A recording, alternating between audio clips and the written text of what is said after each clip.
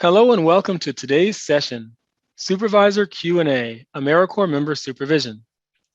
As a supervisor, you have an important, influential, and an inspirational role regarding your members, leaders, and the overall VISTA project. Whether you are new to your role or quite experienced, you probably have a couple of questions at a minimum on various aspects of supervision, and we are here to provide some information and answer as many questions as we can. My name is Eric Powell, and I'm a VISTA training specialist at AmeriCorps in Washington, D.C. I served as a VISTA member, a VISTA leader, a VISTA program coordinator, and now I've been on the VISTA training unit staff, helping to train and orient supervisors and sponsors. So I'm happy to be with you throughout today's session. Let's take a look at today's agenda. We're going to explore a very brief overview of supervising VISTA members. We'll then go into our four-part Q&A section, and each section has its own specific details. There's the first section on supporting members and explaining their role. Then we'll take questions in the second section, specifically on the VISTA assignment description, or VAD, and member activities. The third section of questions will be focused on communication and regular meetings. And then the fourth question is for any general questions you have about supervising VISTA members. We'll then end with some recommendations around supervision, highlight a couple of specific areas of the VISTA campus that we strongly recommend you check out, along with resources, and then we'll ask you to complete an evaluation of today's session. Beginning with a brief overview of supervising VISTA members, no matter how long you have been a supervisor, or maybe some of you are just about to start being a supervisor, there are numerous aspects of supervision that are critical to know when supervising VISTA members, because it's very different from supervising other people. And each of those aspects can generate questions.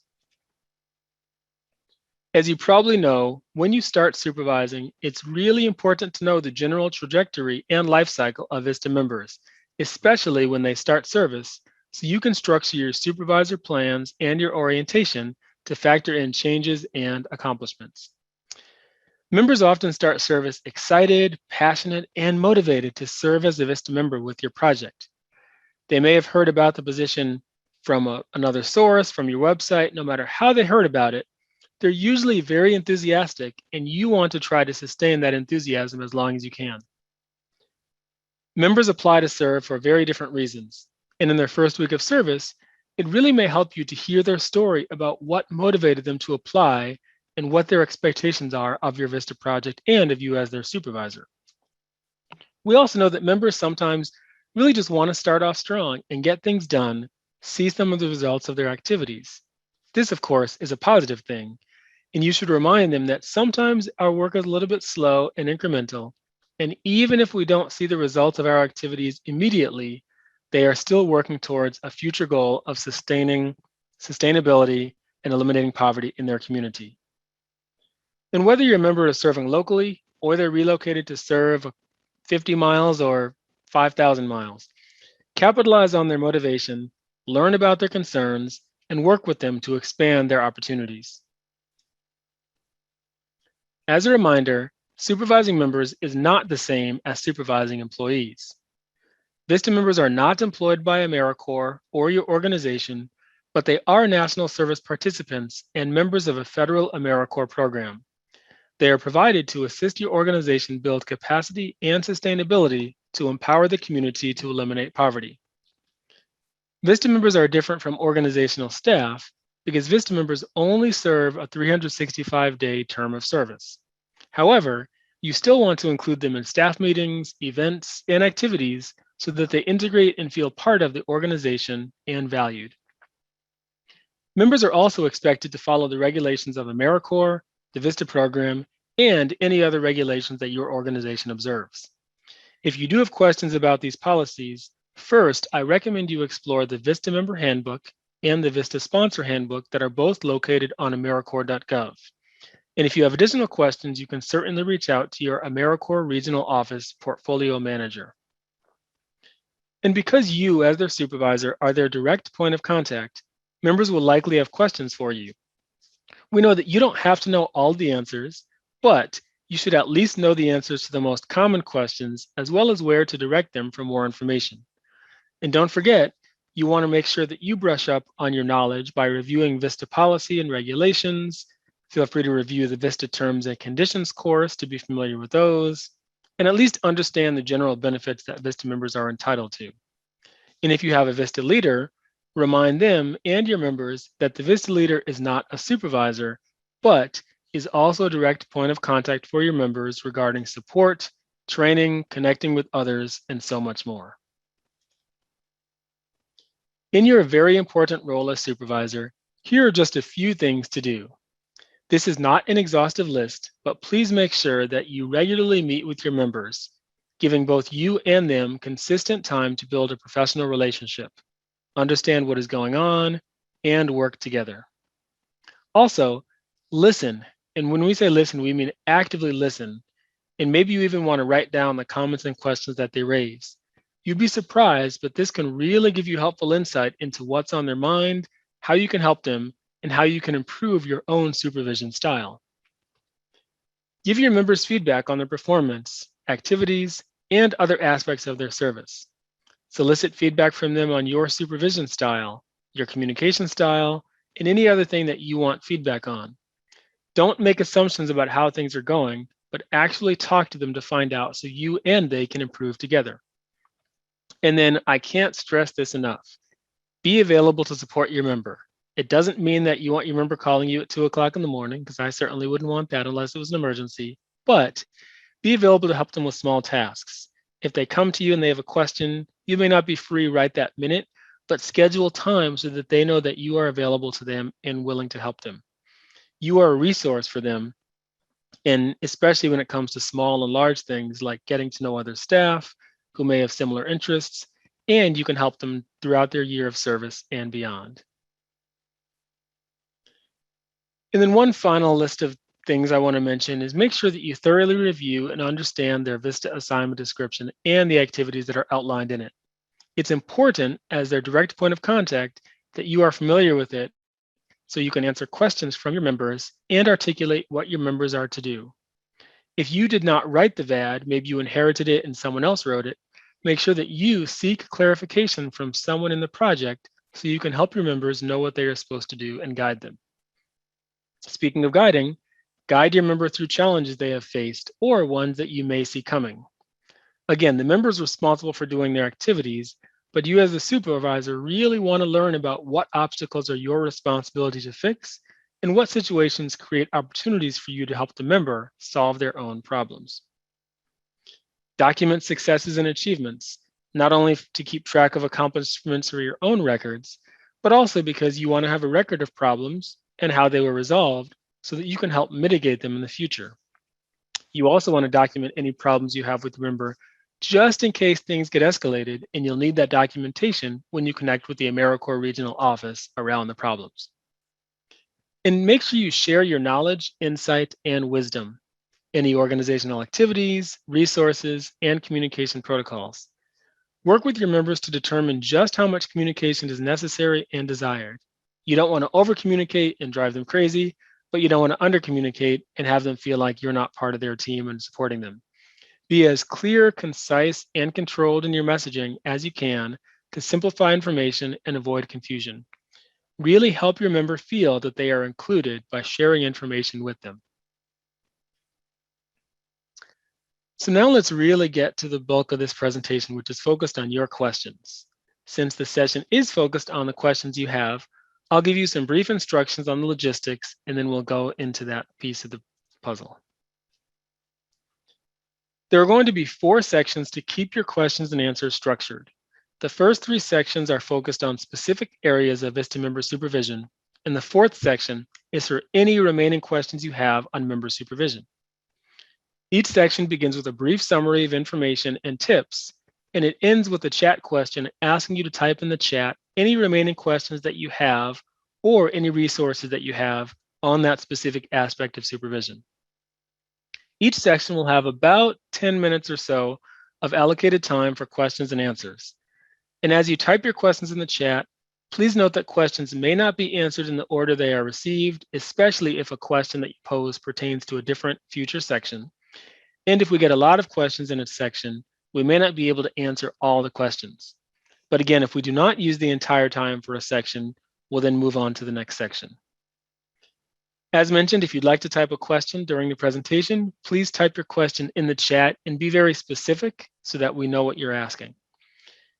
And then again, please make sure your question is clear, understandable, and applicable to many people. We know that sometimes people have questions that are specific to their VISTA project, which is great and important, but we want to try to answer questions that are applicable to as many people as possible. And as I said before, please be sure to add context to your question so we can simply copy and paste the question onto the slide so that participants see the question that we are answering. Without further ado, let's get into section 1. Our first section of questions is specifically on supporting your members in various ways, as well as explaining their role as a VISTA member to staff and community members. Both of these are related because it can be easier to coach and guide your member if others in the organization understand VISTA and the activities outlined for the member. It also shows that you care about the member by helping people learn about the purpose of the VISTA program. I'll briefly say that the terms coaching and guiding are likely generally understood, but as you are the supervisor of someone who may be new to the organization and is only serving for 365 days, you really want to avoid doing their work for them, but instead help your members work through activities and give them ideas on how they can accomplish certain tasks. Be available to answer questions in a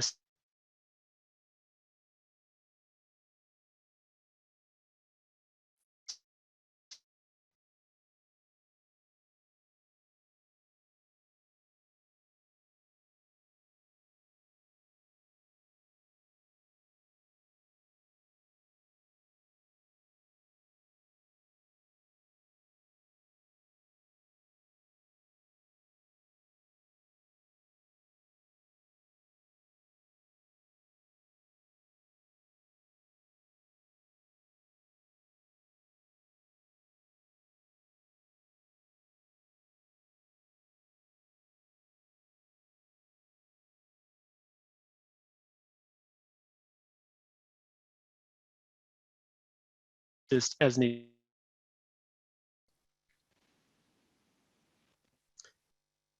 And one final list of things as we queue up questions, part of supporting your member includes having their back and explaining who they are and what they do, in conjunction with them explaining that as well. So make sure that you understand the basics about the VISTA mission and history so you can clearly articulate what it is and who VISTA members are. Second, we invite you to create a minute intro, which is a really short statement that explains the purpose of your VISTA project and what your members do. You can find more details in the VISTA Member Orientation Learning Path on the VISTA campus. Third, introduce them as AmeriCorps VISTA members because they are not interns, they're not fellows, they're not assistants. They are VISTA members, part of a federal program, and the more we talk about VISTA, the more people know and understand what the program is all about. And fourth, educate people in the organization and the community by showing them the VISTA project plan and your VISTA assignment descriptions, which gives them more detail about the VISTA project's purpose and having them meet your member. So now we're going to see what questions have come in the chat. Again, we're asking if there's any questions you have specifically on how to support your members or what you need to do to support your members, or for example, how do you explain their role? We really want to understand what questions you have and what you think might assist you in your role as a VISTA supervisor. And as I mentioned, as questions come in, I will copy and paste them onto the screen so you can see what question is currently being answered. And then we will keep moving on and see if there's additional questions that come in. So I see there's a couple of questions coming in, so we're going to go ahead and queue them up now. Our first question comes from a supervisor, and the question that is being queued up is a really long one, so it may not fit on the screen.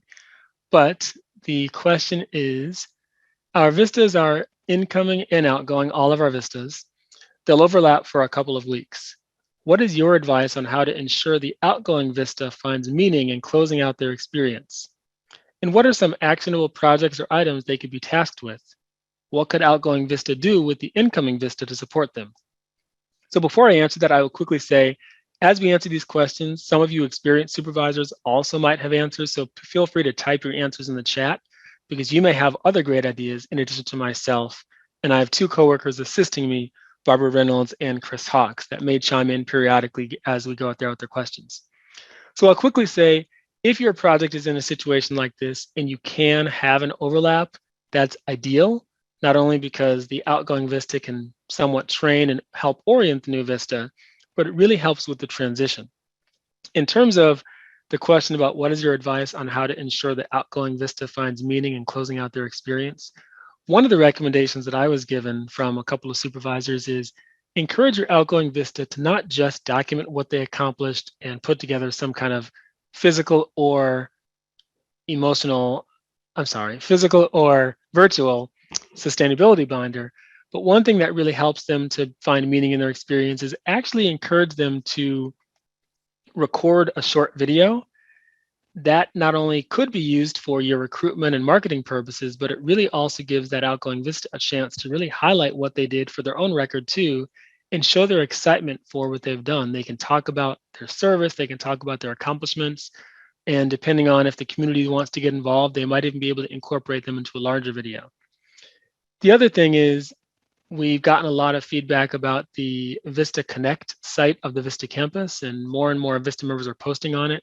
So it's a good idea for outgoing VISTAs to also post comments in the discussion forum, because a lot of VISTAs will talk about what they learned and what they grew from. That helps outgoing VISTA, but it also helps incoming VISTAs get so excited about what they can expect to learn as well. And then the final comment I'll make on this is, in terms of actionable projects or items they could be tasked with, obviously in their last couple of weeks, they're working on closing out their VISTA assignment descriptions. So you don't want to give them too many additional tasks because they do want to make sure they finish their VAD. But one thing, as I mentioned earlier, putting together some kind of sustainability binder, even if it's electronic, so that the next VISTA member knows where to pick up. They can document a lot of the steps they took to access resources, but they can also, some of them have started being visual and drawing diagrams or pictures of different things they've accomplished to help other people learn as the new VISTA comes in. So certainly, again, if you have more comments on this question, please feel free to type it in the chat. I do want to get to one or two other questions that have come in. So the next question I will pull, and again, in no particular order. I know there's quite a few questions coming in. So the next question that I see very quickly is, as we talk about orienting new VISTAs, what are imperative topics to focus on when onboarding new VISTAs? Well, the ones that go without saying, but of course they need saying, so that's a contradiction. Absolutely important to make sure that they understand the VISTA terms and conditions, as well as any policies that your organization has. You may have a policy on dress code or social media or electronic storage. It's important to understand those when onboarding new VISTAs. But it's also important to make sure that they understand their VISTA assignment description.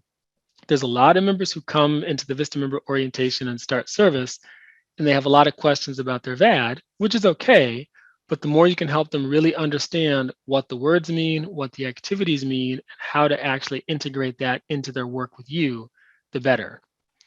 And I would also say, we've heard several pieces of feedback that a lot of members, when they first start service, they really want to be connected to other VISTA members.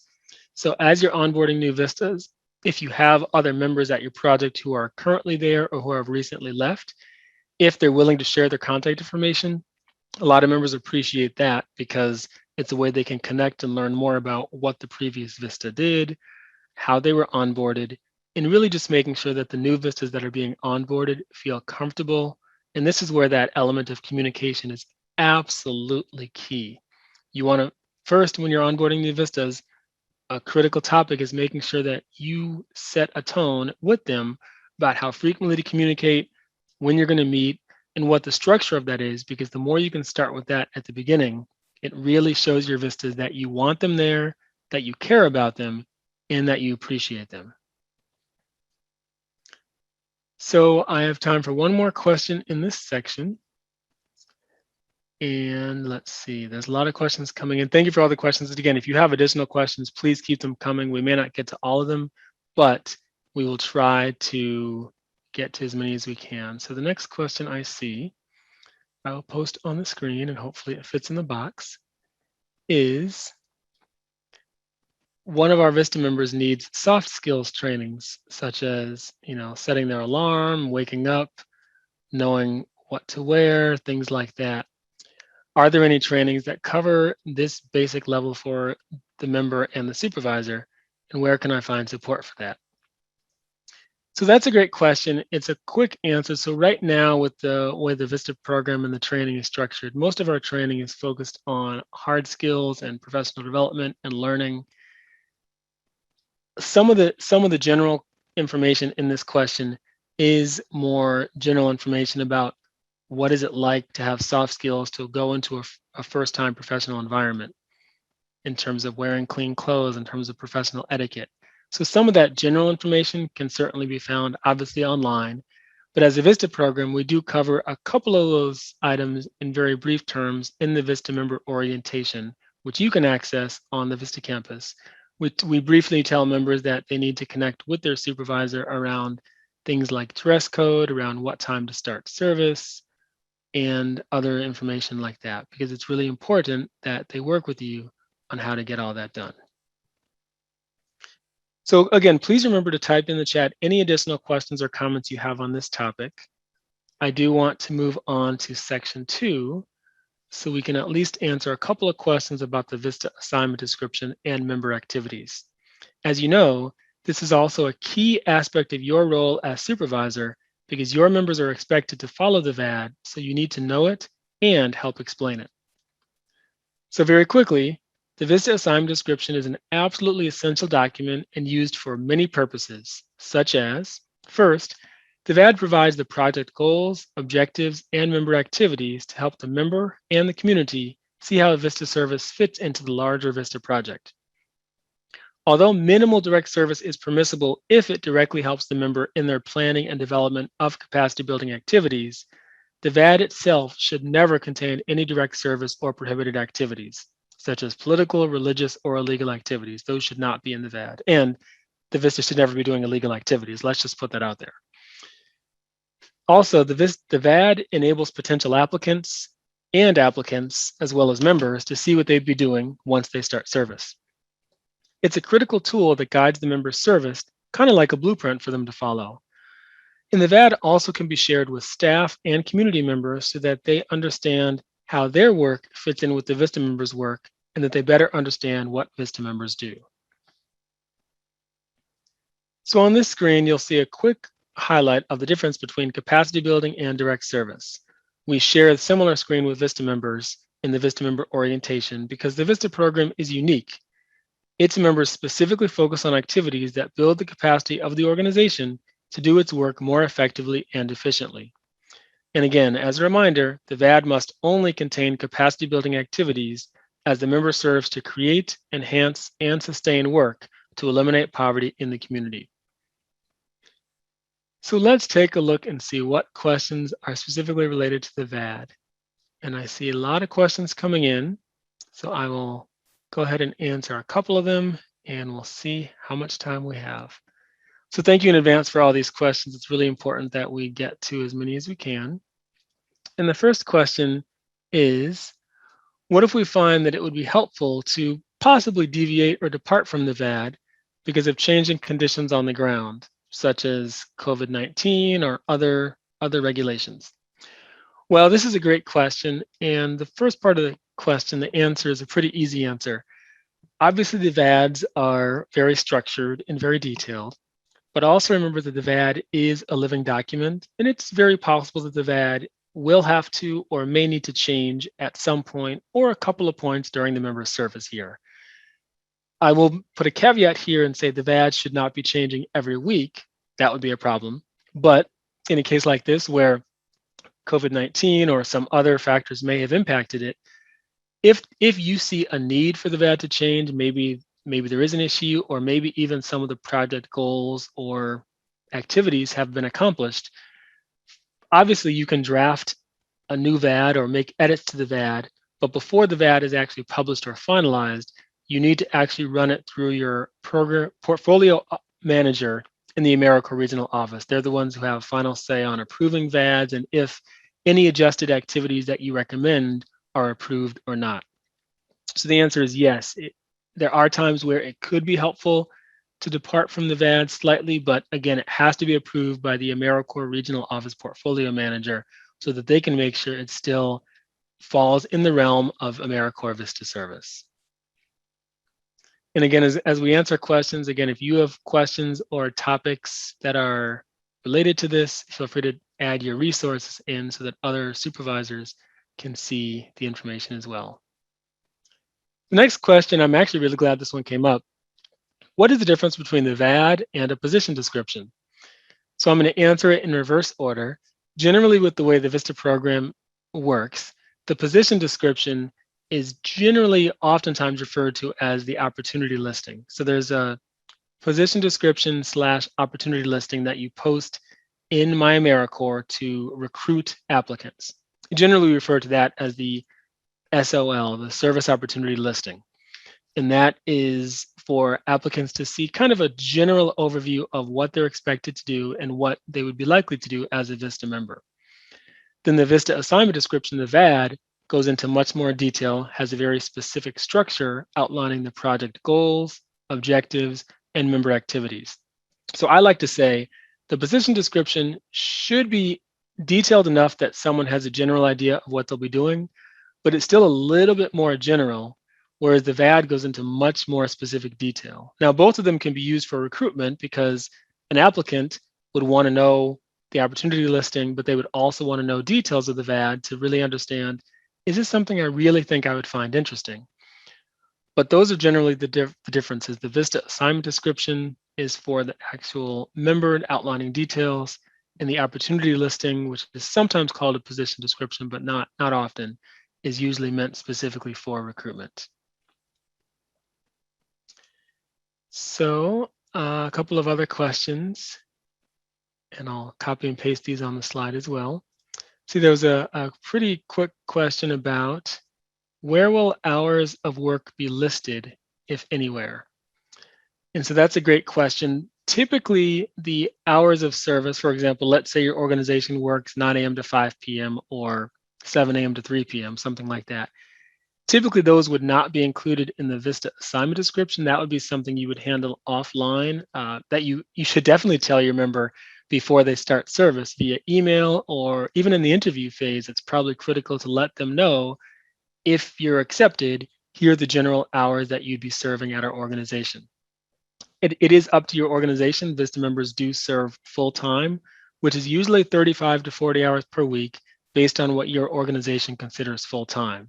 But the actual hours are up to your organization. And one quick comment I'll add is that we know that VISTA members do serve 365-day terms of service, but it's not expected that they're actually working on projects every hour of every day. They should be available 24/7, and sometimes your project may have weekend work. Maybe you're working on a huge assignment and they need to do some work on a Saturday. That is expected, and members know that they need to be flexible. The actual hours and details of when they're working and how they're working is up to your organization. A couple more questions, if we can squeeze them in. So this question, I think, is probably an important one. We know some projects have VISTA leaders, and quite a few projects have VISTA leaders and understand the role a VISTA leader plays.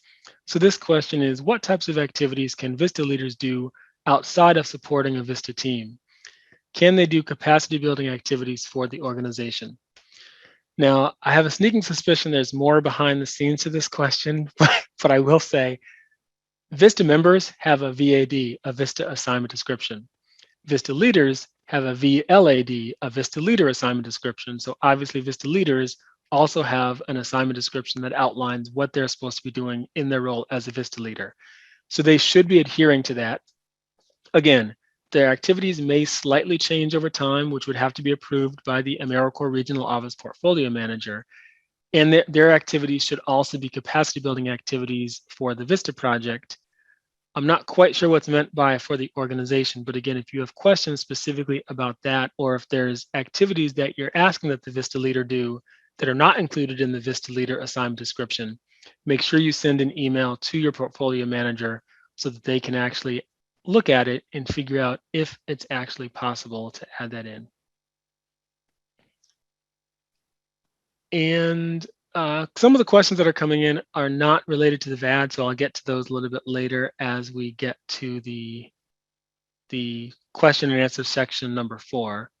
But the last question I will answer in this section before we move on, so we have time to get to a few other questions, is a comment that we included a lot of outcomes goals in our VAD, and we are now realizing that for the member to do it right, it's possibly that only 60 to 70% should be accomplished with additional outcomes achieved in a second VISTA term of service. Should we adjust the VAD now or wait and see how much can get done? So this is a really, really good question, and I'll put a shorthand version of the question on the screen so it fits. But it's a good question about what's the best timing to adjust a VAD. Generally, I will add that if you know in advance that it looks like something's not going to be accomplished or something needs to be changed, it doesn't necessarily mean you have to adjust the VAD right this second, but I would say you should immediately at least write this down and communicate with your regional office. In some cases, they may recommend, if you absolutely know something needs to change, they'll probably say, go ahead and work on starting to adjust the VAD now because you want the VAD to be accurate for what the member is currently doing and supposed to be doing. But if you're unsure and you think things may need to change but may not, it's still important to document it for your records so you know for the future and have that conversation with your regional office. They may say, wait a little bit of time to see. Who knows, maybe it'll be just your fortune and things will get done quickly. So the timing does depend on when you want to adjust the VAD, but the caution I would say is don't wait until the last minute. If you have a sneaking suspicion that you're going to need to change it, at least start the process of making edits and recommendations and communicating with your regional office so that if it does need to be changed, all that is pretty set in stone and it's communicated to them, so it should be an easier process than having to scramble at the very last minute.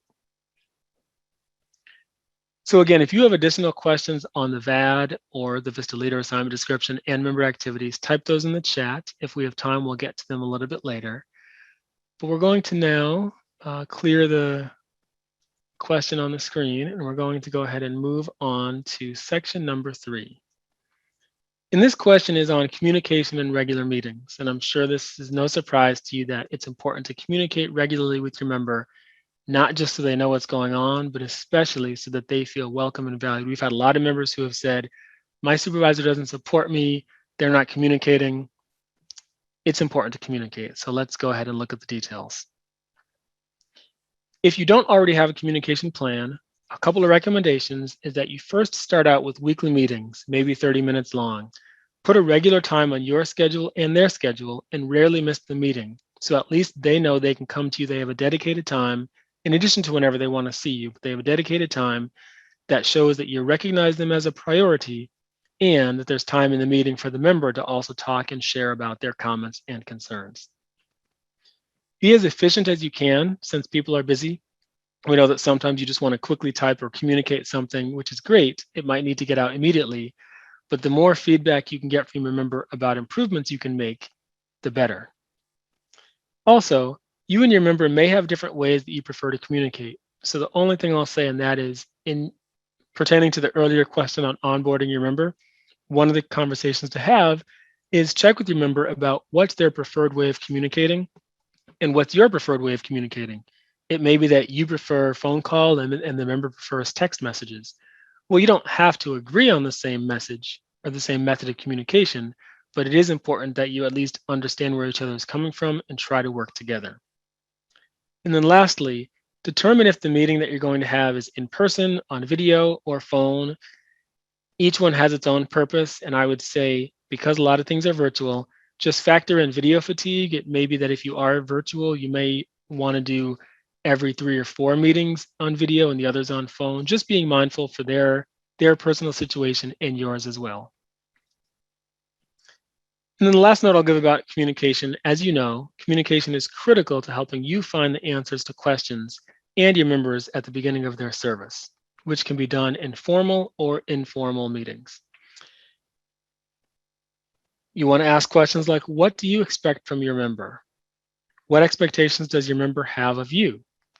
What do you expect from your position as a supervisor? And what expectations does your member have of the VISTA position? Whether you expect to have, for example, in-person or virtual meetings, it's up to you to determine the format and how you do, as long as you communicate that with your member. Because there's undoubtedly so many more questions that you probably have around expectations.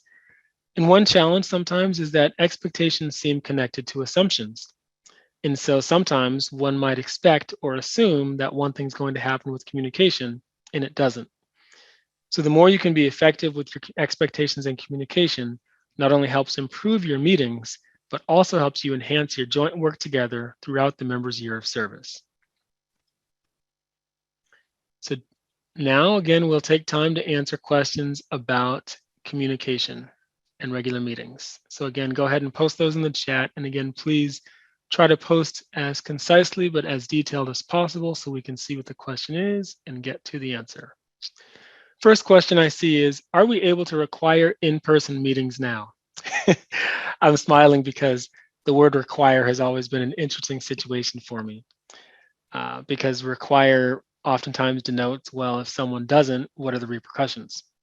In a case like this, your organization first needs to understand, are employees and as well as VISTA members, are they required to be in person? For example, if your organization right now is allowing people to telework, and if your VISTA member is currently teleserving from home, then requiring in-person meetings may not necessarily be something you want to do if that's not something they do. Or, for example, if it probably would not be appropriate to require your VISTA member to meet in person if you're not requiring other staff to meet in person. So this is one of those situations where even though VISTA members and staff are completely different, there are things you probably want to do in a similar fashion so that they're along the same line. I would also say, if you do have in-person meetings, before you even consider adding the word require to tell your member, oh, you have to meet in person or we must see you in person, you may want to first check with your member just to see how they're feeling. You may be surprised. Maybe they're physically not well, or maybe it's difficult right now for them to travel. So I would just caution you, before you require it or even consider requiring it, just check to see what the possibilities are and figure out, where would you meet? Is it in a space where you can socially distance? Is it in a place that is safe and easy to get to? Lots of things to factor in, but definitely have meetings, whether they're in person or virtual or hybrid.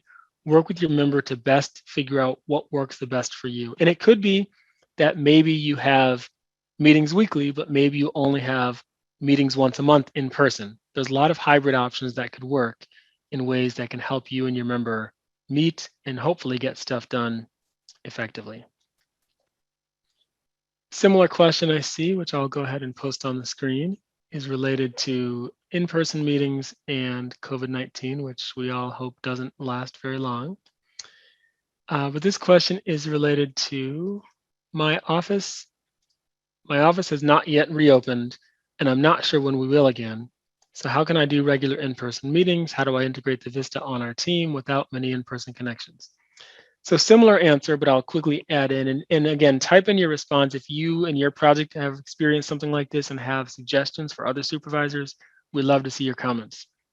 So to doing regular in-person meetings, once you check with your VISTA member and figure out if they're comfortable with that, if that'll be okay, again, first figure out where you're going to meet. Is it going to be your office? Is it going to be outside? What's a safe space where you can socially distance, but you can also feel comfortable and be effective? If you're meeting in person, you also need to figure out, do you need a computer? Are you going to be typing notes? Is it just conversation? But it's also really figuring out, what's the purpose? Not what's the purpose of the meeting, but what's the specific purpose to the in-person meeting? Is it a meeting that you absolutely need to have in person, or is it just recommended on occasion? Those are things you'd want to find out. And of course, if you meet in your office, you need to figure out the protocols of your organization and the area. Do you have to wear a mask? What are the policies? All those things to factor in, but it is possible. Just do it safely. And in terms of integrating the VISTA into the team, If you're meeting in person, obviously the VISTA member could join those meetings and again, sit socially distanced, be part of the team. If you're doing virtual meetings, and a lot of organizations are still doing virtual meetings, it's still a good idea to invite the VISTA member to as many of those meetings as you can, but you leaving time that you can introduce what the VISTA program is to the organization and the team, and make sure to give the VISTA member at least a couple of minutes to explain their own role. There's nothing more important than having the VISTA member be able to talk. That way the organization can really understand who the VISTA member is. They hopefully can put a face to a name if it's a video meeting or an in-person meeting. And it really gives them a chance to connect with the member. And this could be, I've heard of VISTA projects doing virtual meetings. I've heard of them doing virtual gatherings and fun activities, some hybrid, some in person. But you really want to work with the team as much as you can to connect them, again, whether in person or virtual. And I see a lot of good comments coming in the chat about some projects have done staff meetings all on Zoom, and the VISTA members included in organizational updates. So these are very critical. So if there's any, let me pause one more second to see if there's any more questions on communication and regular meetings. I know there's other comments that people posted that are great about having staff meetings on camera and doing activities like between two ferns to get to know other staff members, which is a great idea. It's fun, but it's a quick way to understand more about who VISTA members are. Doing regular check-ins, using Google Meets with VISTA leaders and all staff. So keep these coming. So let's move on to the final section. And I know there's a bunch of questions that have come in the chat, which I will go ahead and answer. You see on the screen just a list of a couple of highlights where other questions might be coming in. We know there's a whole slew of questions that have come in. And so this just gives you a general idea of what this looks like. So let's go ahead and go into the questions. And some of these, I will say you can find the answer to in the VISTA member handbook and on the VISTA campus, such as this first one. How much time, vacation time, do VISTA members receive? As the VISTA member handbook outlines, VISTA members are entitled, as part of their 365 day of service, they are entitled to 10 personal days that they can use however they wish. In addition, they're entitled to 10 medical days, which can be used for doctor's appointments or if they're sick or ill. It's up to you as the supervisor to track that leave however you wish. Some supervisors use a spreadsheet and have their member fill it out. Other supervisors have an online system that the member tracks their time and leave. As long as the member is not coded as a supervisor or an employee, you can use whatever system you want, but it is up to you and the members to track how much time and leave the member has used. And related to that is a question that I'll post on the screen. Very similar question is, do VISTAs receive holiday and vacation paid time off? The answer to that is yes. In addition to the 10 personal days and the 10 medical days, if your organization as a whole observes any other holidays. For example, we just had Columbus Day / Indigenous Peoples Day, and some organizations have that day off as in people don't have to work. In a case like that, your VISTA member would also get that single day off. They would not have to use their personal or medical leave because it's an organizational holiday and they don't have to serve.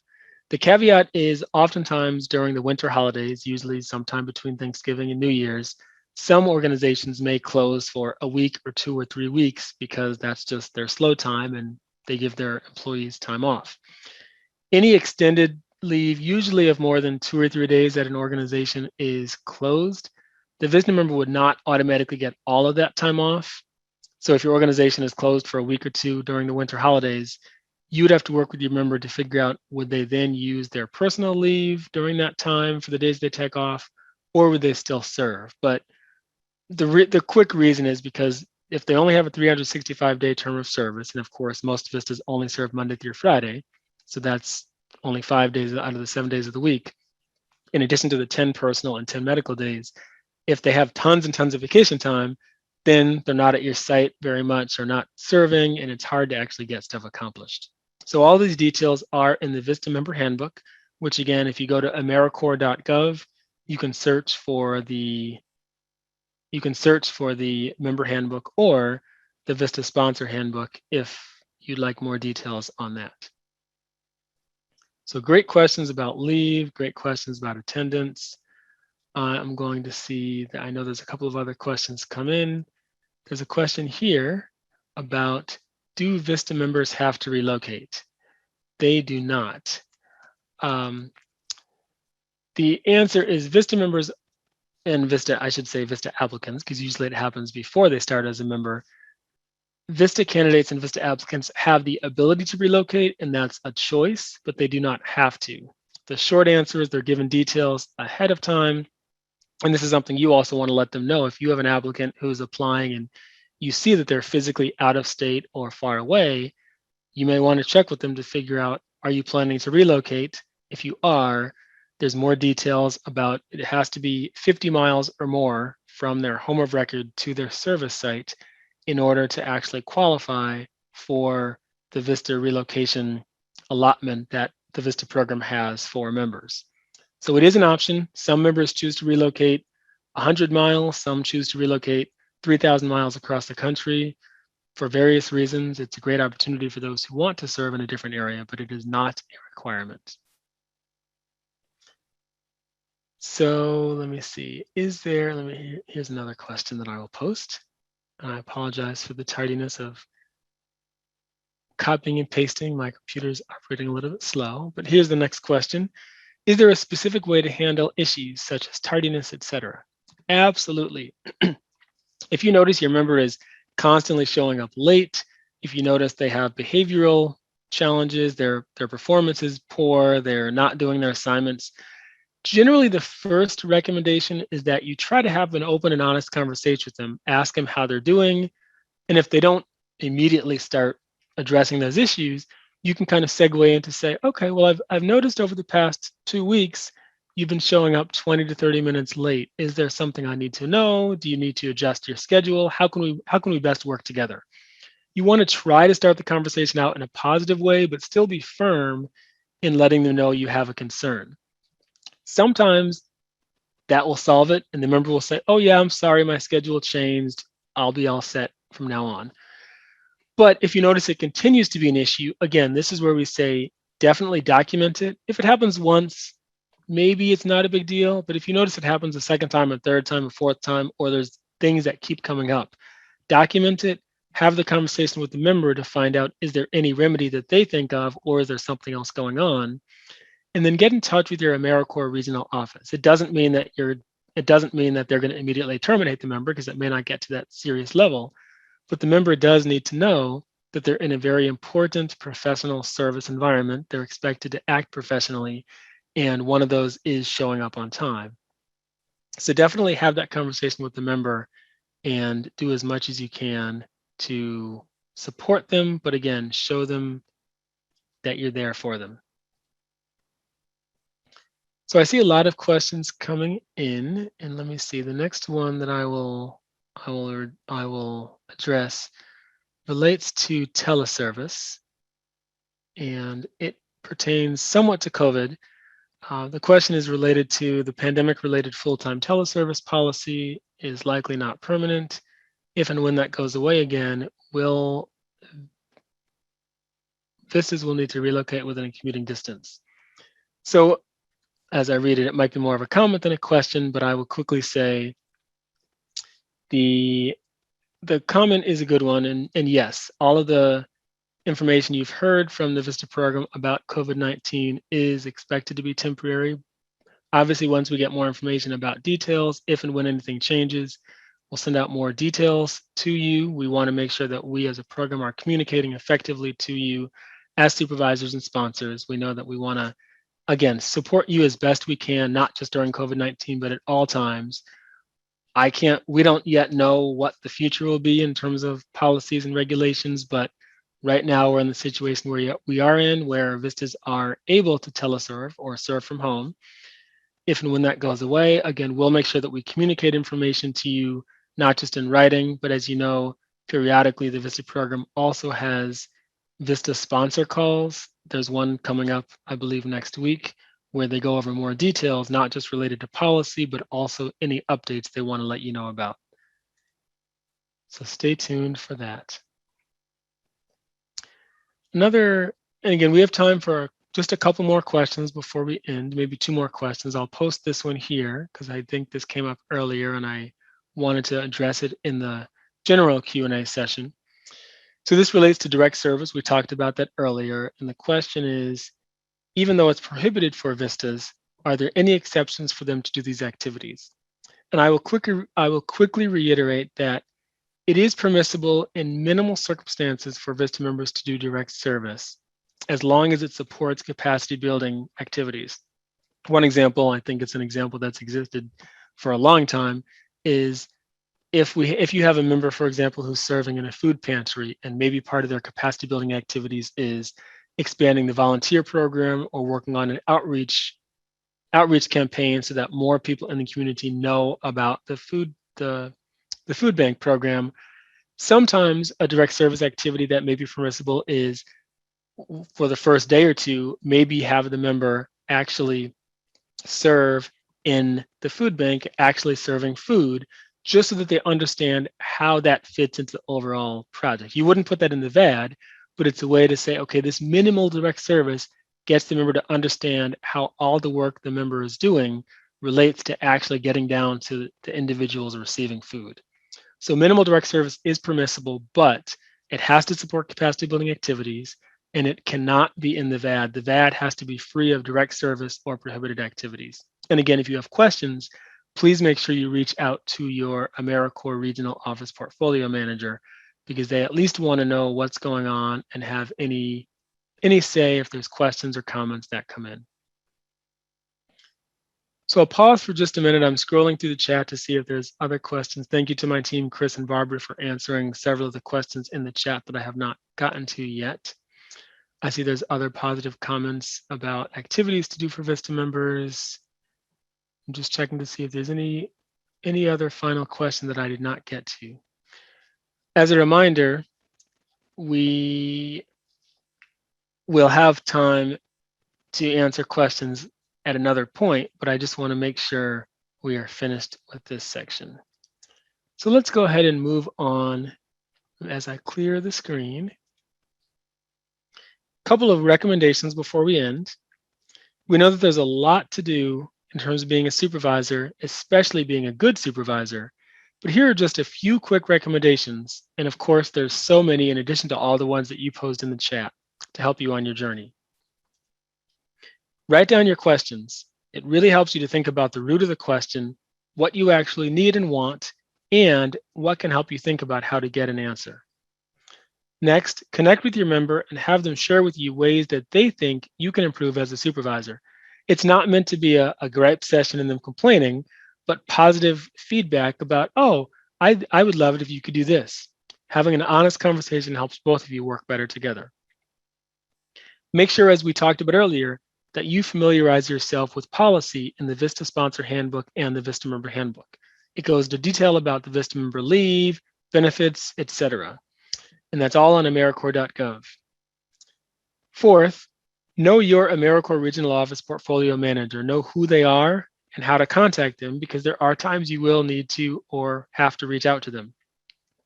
And then be sure you take time to log into the VISTA campus, go to the VISTA Connect site to raise questions, share resources, and network with other VISTA supervisors just as you're doing today. And speaking of the VISTA campus, let's show you a couple of resources that we want to highlight. So the first is you can find additional resources on supervising VISTA members by going to the VISTA campus, make sure you log in, and access the learning path that's titled Foundations of VISTA Member Supervision. The webinars that you see listed on the screen are all part of a webinar series that are specifically for you as VISTA supervisors, and they are focused on supervising VISTA members. You'll find recordings of webinars along with corresponding resources pertaining to specific aspects of supervising your members. So definitely take a look at this. And as we mentioned, VISTA Connect, if you have a chance, I strongly recommend you take advantage of this site. It's so useful. It's so important for supervisors who want to connect with each other and bounce ideas off of each other with templates, resources, questions, etc. While you're checking out these resources, simply on the VISTA campus, click on the VISTA Connect button in the main menu so that you can create, read, and respond to posts and network with your peers and other colleagues. I mean, why reinvent the wheel when you can benefit from these human resources that are already been developed by so many of you? This VISTA Connect site enables you to do that, so I encourage you to start and respond to discussion threads. In a very short period of time, we covered a lot today. We looked at a brief overview of supervising VISTA members. We answered questions on 4 aspects of VISTA member supervision around supporting members and explaining their role, the VISTA assignment description and member activities, communication and regular meetings, and other general questions. We then offered a couple of recommendations around member supervision and pointed out some critical VISTA campus resources for you. Before we end today, I do really encourage you and hope that you'll take just a couple of minutes to complete the session evaluation. We know that your thoughts and feedback are very important. We read every evaluation because we want to improve. We also want to continue to offer sessions that are meaningful and applicable to your work. So please take just a couple of minutes to complete the survey either now or soon after the webinar. Thank you so much.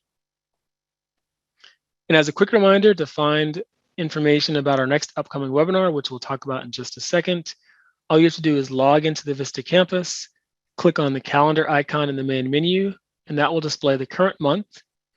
From there, click on any date that has a blue dot, for example, November 16th. You'll see a blue banner appear beneath the calendar with the title, date, and time. And then you click on the title of that event to see the details, and in this case, the link to register for the webinar. And since we mentioned November 16th, as you can see, the next webinar is called Capturing and Telling Your AmeriCorps Story. Tuesday, November 16th, 2 p.m. Eastern. This session's target audience is project directors. Anyone can attend, but it's focused on project directors capturing and telling the AmeriCorps story of their entire VISTA project. So we encourage you to invite your project directors and have them join us. We really want to talk about what this means. And then simply access the registration for this link by going to the VISTA campus through the calendar that we just showed you and registering for the session.